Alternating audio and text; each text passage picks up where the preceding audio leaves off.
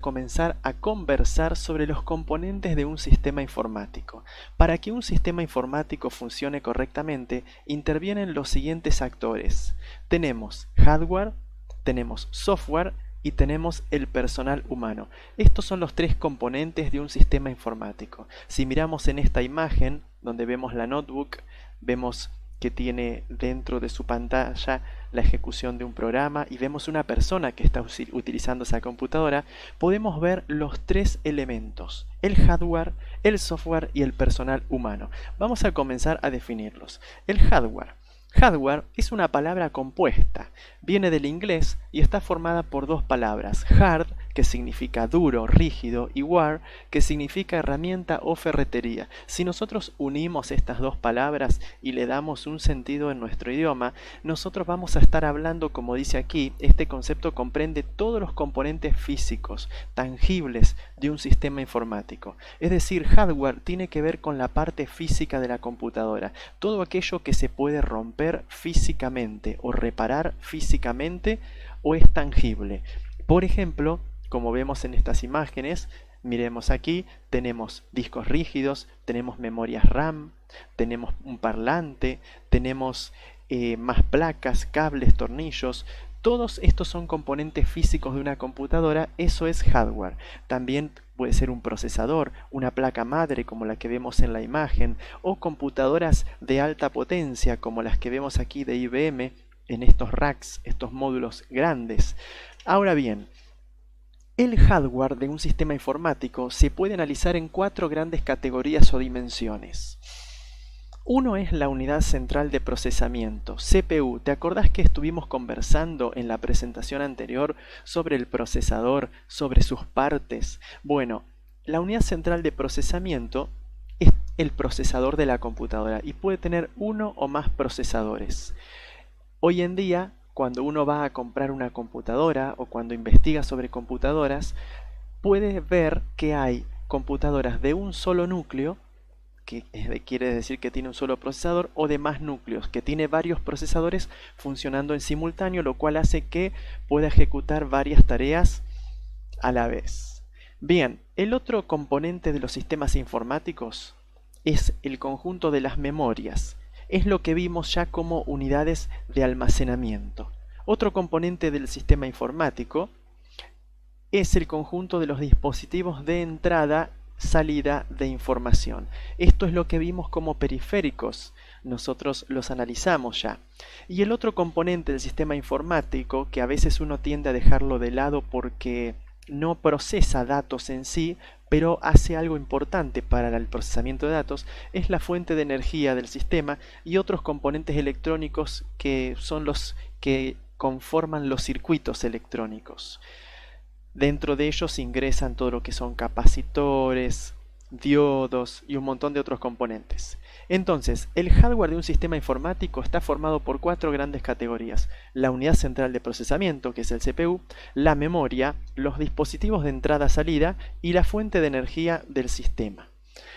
Bien, el hardware principal de una computadora personal, si nosotros desarmamos una compu, vamos a verla y vamos a encontrar básicamente estos 10 elementos. El monitor, el número 1, lo podemos ver aquí. El número 2 aquí arriba, la placa madre. El 3 es el microprocesador y el zócalo del mismo, es decir, el zócalo es la ranura de la placa madre donde va instalado el procesador. El número 4, aquí dice que tenemos un módulo de la memoria RAM y 3 ranuras, estas que están libres. El número 5 dice 2 tarjetas de expansión y 3 ranuras, ¿sí? La placa madre tiene ranuras para tarjetas de expansión que le brindan mayores capacidades y nuevas funcionalidades. Y el número 6 es la fuente de alimentación. Número 7, la unidad óptica, que puede ser CD, DVD, Blu-ray. Después en el 8 está la unidad de disco duro o disco de estado sólido. Cuando vimos discos rígidos y que hablamos de periféricos, existen básicamente dos clases de discos rígidos: los discos duros o discos rígidos, que están formados por platos de hierro recubiertos, platos de aluminio, perdón, recubiertos de óxido de hierro, O la otra forma de discos que hay son los discos de estado sólido, que son grandes memorias. Son mucho más rápidos, gastan menos energía, duran más tiempo en el caso de que uno use una notebook que tiene batería. Y son más resistentes a las vibraciones. Si es una notebook y uno la mueve, el disco rígido tradicional puede presentar fallas porque son discos que están girando físicamente. En cambio, la memoria, como son componentes electrónicos que están fijos y por los cuales circula corriente eléctrica, soportan vibraciones sin afectar el desempeño de la computadora. Bueno, el número 9 es el teclado y el número 10 el famoso ratón o mouse. Hasta aquí, hasta ahora, de estos 10 componentes, nosotros hablamos de prácticamente todos. Nos falta nombrar solamente 2 que nos quedaron pendientes. A ver, ¿cuáles son de esos 10?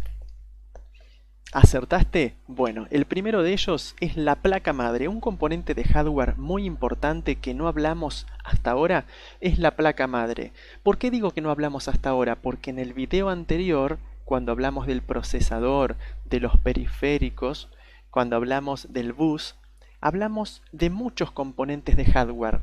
Todos ellos eran componentes de hardware, pero nos faltó nombrar estos 2 que los dejamos para esta clase. La placa madre, el primero de ellos, es una placa de circuito impreso, tiene un proceso de fabricación muy complejo, que lo que hace es integrar todos los elementos que se encuentran dentro del gabinete de la computadora. ¿Te acordás que hemos conversado que muchas veces uno dice CPU a todo el gabinete de la computadora? Bueno, el CPU es el procesador, ya lo aprendimos, no es el gabinete, pero todos los elementos que están dentro del gabinete de la computadora se integran y se interconectan entre sí a través de la placa madre. La placa madre es como, haciendo una analogía, es como la columna vertebral en nuestro cuerpo humano.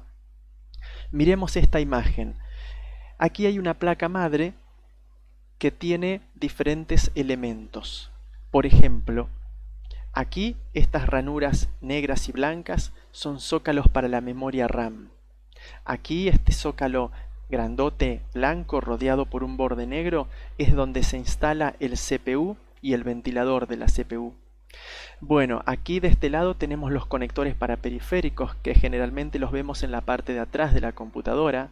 Aquí tenemos los zócalos para las tarjetas de expansión que hoy vimos en la imagen anterior. A ver si la puedo mostrar. Esta placa verde sería la placa madre, que aquí la estamos viendo de otro color, un color más rojizo.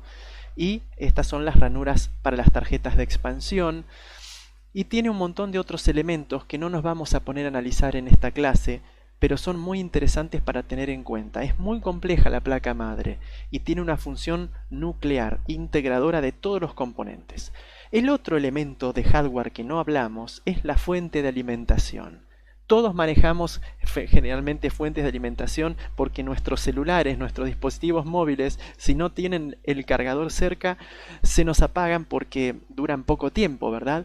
Bueno, la fuente de alimentación es un dispositivo electrónico que, fíjate lo que hace, toma la corriente que viene por el tomacorrientes, que es corriente alterna, y la transforma en corriente continua. ¿Para qué? Para alimentar los circuitos electrónicos de los aparatos que nosotros usamos. Una notebook, una computadora, también puede ser una impresora, puede ser una licuadora. Diferentes elementos utilizan fuentes de alimentación para transformar la energía eléctrica alterna que llega por la toma eléctrica domiciliaria y la convierten en energía eléctrica continua, que es la que los dispositivos pueden manejar y pueden almacenar en baterías, en pilas. Aquí tenemos algunas imágenes. Arriba tenemos una fuente de alimentación de una computadora de escritorio. Aquí a la derecha tenemos fuentes de alimentación de notebooks y de algunos celulares. Y aquí puse una imagen de un celular con su fuente de alimentación, que nosotros lo llamamos el cargador. Me olvidé el cargador, no puedo usar el celular por varios días. Bueno, ahora vamos a hablar de software. Con esto cerramos el tema de hardware. El hardware, antes de pasar a software, es toda la parte física de la computadora. Todos los componentes físicos de la computadora entran en la categoría hardware. Hardware es la parte rígida, la parte tangible de la computadora. Todo lo que yo puedo tocar de un dispositivo electrónico es hardware. Si a mí se me cae el celular y se rompe la pantalla, se me rompió el hardware, la pantalla. Sigamos avanzando. Ahora vamos a hablar de software. Software es una palabra compuesta que proviene del inglés y está formada por dos palabras, soft, que significa suave, blando, y ware, que significa herramienta o ferretería. Este concepto tiene que ver con todos los componentes lógicos intangibles de un sistema informático. Si unimos esas dos palabras, las herramientas blandas, las herramientas suaves, tiene que ver con la parte intangible de la computadora. ¿Y qué parte es intangible de la computadora? ¿Qué parte nosotros no podemos tocar? Los programas, los datos, la información. Ese es todo el conjunto de los componentes lógicos que maneja una computadora. Por ejemplo, un sistema operativo, Windows, Linux, aplicaciones como pusimos acá en el ejemplo como Snapchat, Word para procesar palabras, videojuegos, son aplicaciones, son programas. No podemos tocarlos, son intangibles. Es el componente lógico, es software. Generalmente el software, si vemos esta imagen, viene en un medio físico, un CD, un DVD. Hoy por hoy lo descargamos desde la web en modo digital. Un DVD, un CD también es digital, pero es un medio físico. En cambio, cuando uno lo descarga, lo está descargando a través de Internet. Y todo lo que es software es un conjunto de líneas, de instrucciones que la computadora debe seguir para que un programa funcione. Por eso coloqué esta imagen donde vemos palabras raras, palabras en inglés, palabras que quizás desconocemos. Bueno, son instrucciones, son palabras escritas en un lenguaje de programación que cuando la computadora lo ejecuta, queda por resultado el programa que yo uso. Cuando ejecuta las instrucciones la computadora, cuando la computadora ejecuta el código fuente, da como resultado el programa, ¿sí? Un videojuego, un programa para escuchar música. O sea, del software depende cómo la computadora se va a comportar. Si se va a comportar como un videojuego, si se va a comportar como Netflix, si se va a comportar como un programa de mensajería, por ejemplo WhatsApp, ¿sí? De eso depende el software. Le dice a la computadora qué hacer. Bien, el software se puede clasificar de muchas formas. Una de ellas es según el tipo de licencia. Existen dos clases de programas de software según el tipo de licencia. El software propietario, que es el conjunto de programas en el que los usuarios tenemos limitadas las posibilidades de usarlo, de modificarlo, de redistribuirlo y de mejorarlo. ¿Qué quiere decir esto? Que generalmente, como dice aquí, ese programa pertenece a un dueño, por lo cual el código fuente, ese código que te contaba hoy, que es la esencia de un programa, cuando el programa es software propietario, ese código fuente pertenece a un dueño, entonces no está disponible para todas las personas. ¿Y qué pasa si yo no tengo el código fuente de un programa? No puedo modificarlo, no puedo reinventarlo. Es como dice el ejemplo que puse aquí, es como comprar y tomar una bebida deliciosa, pero que yo no tengo la receta para fabricarla. ¿Sí? Ese es el ejemplo del software propietario. Es un programa, una categoría de programas, que yo puedo usar, generalmente son programas de pago, a veces son programas de pago, a veces son gratuitos. Vos lo podés usar, lo podés disfrutar, pero no podés abrirlo y ver cómo está hecho adentro. No podés mirar su código fuente, no podés programarlo de nuevo, no podés modificarlo y hacer tu propia versión. En cambio, el software libre es aquel que dice ahí que se puede usar, modificar, redistribuir y mejorar. Son 4 libertades que tiene el software libre. Entonces, para que vos puedas hacer estas modificaciones y reinventar tus propios programas, es necesario que tengas el código fuente. El software libre es aquel que viene acompañado del código fuente para que vos puedas con libertad modificarlo y hacer tus propias versiones. El ejemplo más clásico del software libre es la torta de la abuela. La abuela hace una torta deliciosa. Vos vas a la casa de la abuela, comes la torta, pero también le decís a la abuela, ¿cómo se hace tu torta, abuela? Y la abuela te da la receta. Entonces vos te vas de la casa de la abuela con la torta, pero también te llevas la receta. Vos podés agarrar la receta y si supongamos que decía que llevaba 100 gramos de nueces, vos podés decir, no, yo voy a hacer mi propia versión. Le voy a cambiar los 100 gramos de nueces por 100 gramos de chocolates. Entonces estoy reinventando la torta de la abuela. El software libre funciona así, en base al código fuente original yo puedo modificarlo si sé programar, ¿no? Puedo modificarlo y hacer mis propias versiones. Entonces existe el software propietario y software libre. ¿Sí? ¿Depende de qué? De las libertades que ese programa nos otorgue. Si el programa no nos permite modificarlo, o no nos permite usarlo, o no nos permite redistribuirlo, o no nos permite mejorarlo, no es libre, es propietario. En cambio, si es libre, puedo hacer esas modificaciones. Generalmente el software libre es hecho por una comunidad.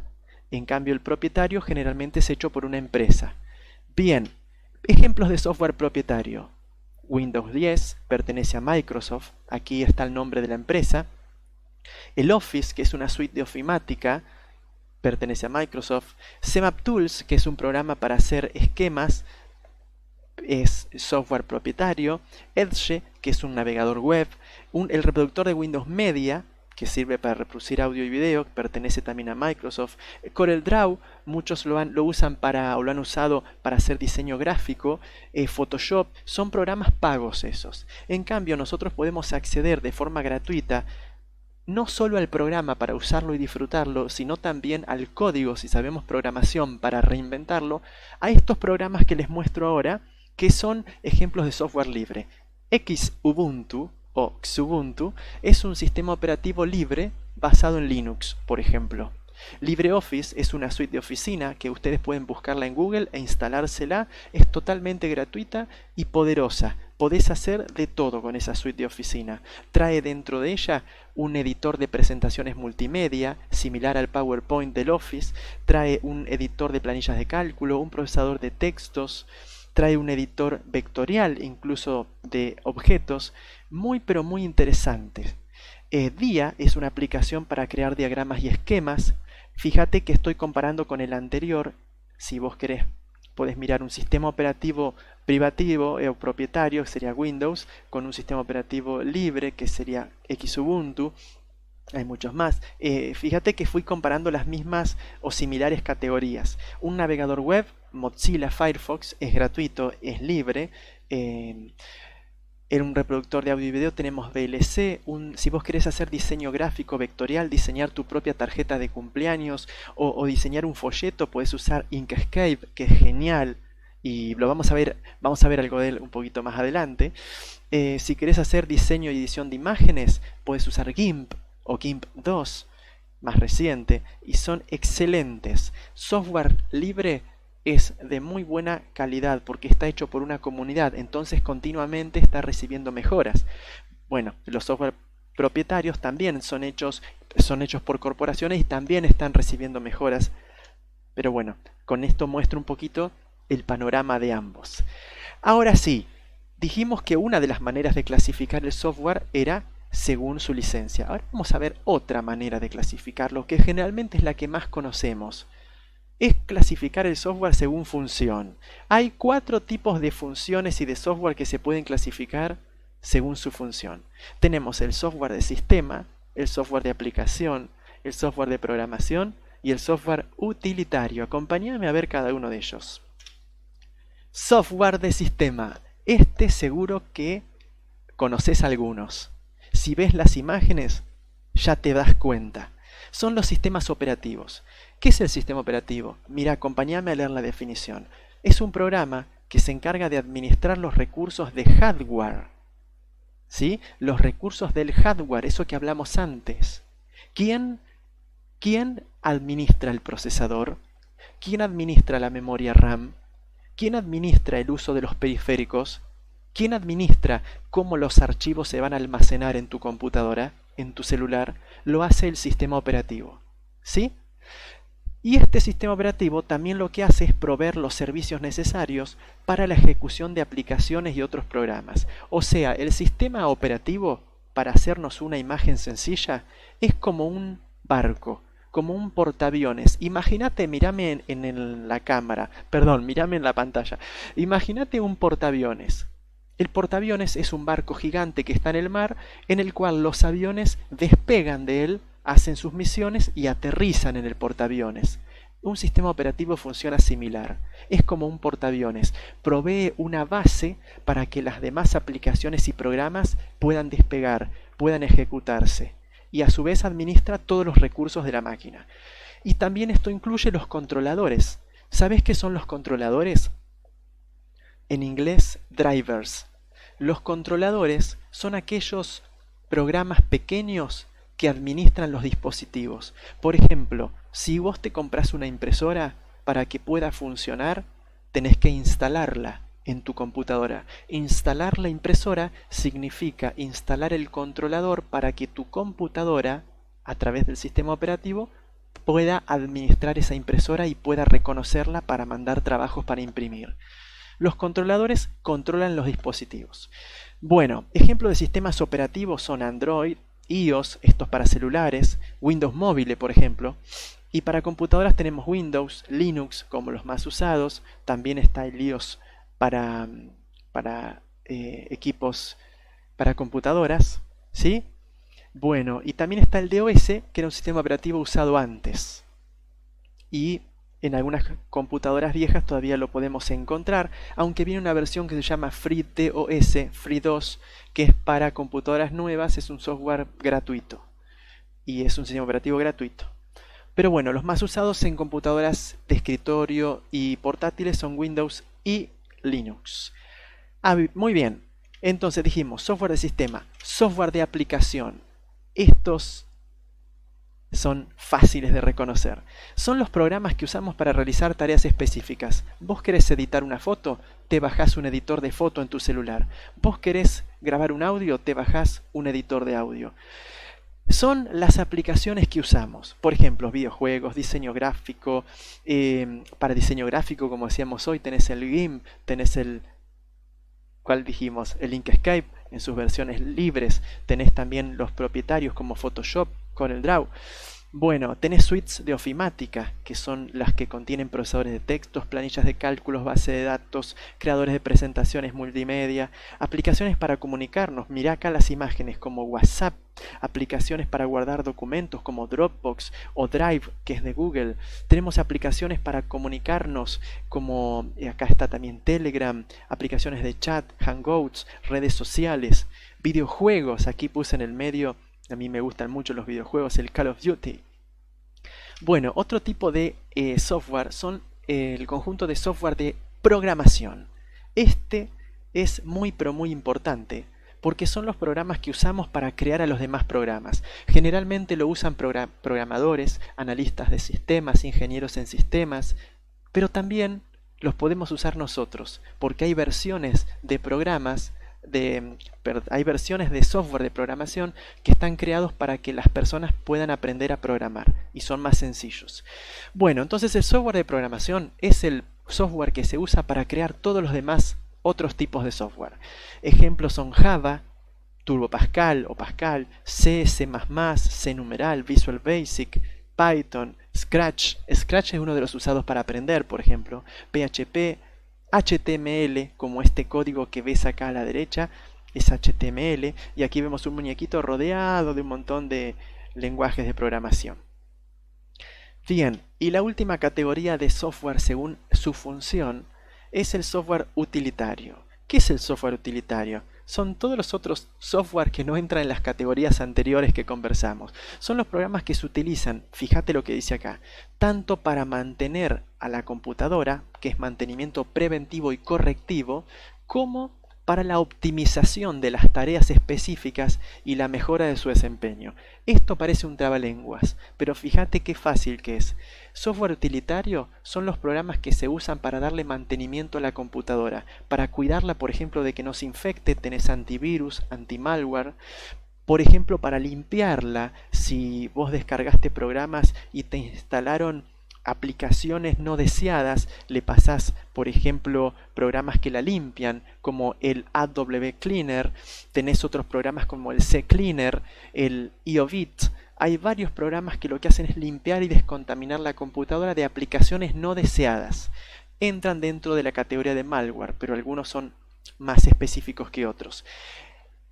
¿Por qué es necesario limpiar la compu? Porque si no se pone lenta. ¿No te ha pasado en tu celu que a veces se pone lento el celular? Consejo del día. El celular todos los días hay que reiniciarlo una vez. Cuando vos te vas a dormir tenés que apretar el botón de reinicio y reiniciar el celu. Entonces se libera la memoria. Al margen de pasarles cada tanto ciertos programas de limpieza o borrar aquellas aplicaciones que instalaste y que ya no usás. Como también borrar aplicaciones que a veces se nos instalan sin querer porque vienen como un combo de otras aplicaciones que nosotros sí queremos instalar. ¿Te ha pasado que a veces dijiste, pero si yo me instalé tal aplicación, ¿por qué tengo esta? Bueno, porque a veces se instalan como complementos de otras, entonces lo que hay que hacer es borrarlas.